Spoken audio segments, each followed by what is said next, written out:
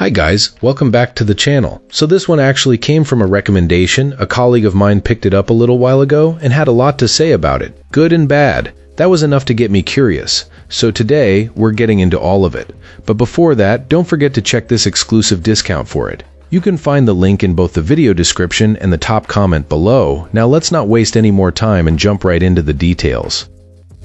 So, this monitor has been part of my setup for about a year now, after a lot of research chasing an in-plane switching panel, a fast response, an extremely high refresh rate, a QHD resolution, and a solid warranty. This Alienware monitor checks all those boxes at a price that felt reasonable. After a year of use, here are the bits that actually matter in day-to-day life.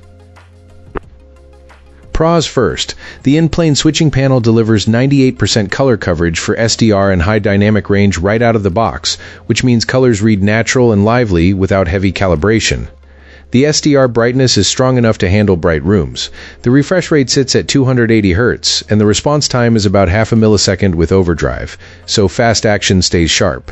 The 2560 by 1440 resolution is crisp, without being punishing to run.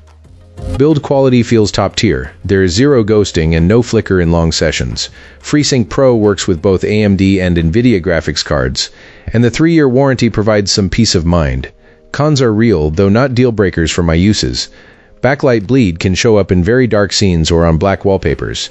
It's noticeable if you're picky about blacks. For my setup, I mostly play bright, fast shooters, so it's barely a problem, and I keep an OLED for other types of games. The on-screen user interface isn't as polished as some competitors. When you try high dynamic range mode, the panel sometimes locks color and brightness settings in a way that doesn't quite make sense. There is no HDMI 2.1, which feels odd for a modern package. Though DisplayPort 1.4 handles everything I need, there are no built-in speakers, which I don't mind since I use a headset or a surround system. The high dynamic range performance is mediocre at best, and gray uniformity is affected by backlight bleed, pulling down the highs and lows HDR tries to achieve. The coating is described as semi-gloss, but in practice seems more lightly matte to me. In practice, this monitor shines in fast-moving games like Call of Duty, Counter-Strike, and Overwatch, where you want every frame to respond instantly. It isn't the best choice for OLED or mini-LED enthusiasts chasing cinematic HDR.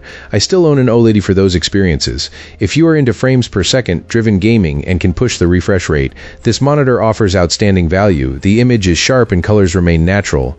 The RGB lighting on the back is a nice touch. The USB ports are handy, and the stand feels sturdy. My used purchase arrived with a beat-up box and some cosmetic issues, but after cleaning it up, it's performed reliably. For the price, this monitor is a solid pick for competitive players who want a fast, responsive display with a strong warranty. And that's it. If this video helped, hit like and subscribe for more. Let me know what you think down below. Thanks for watching.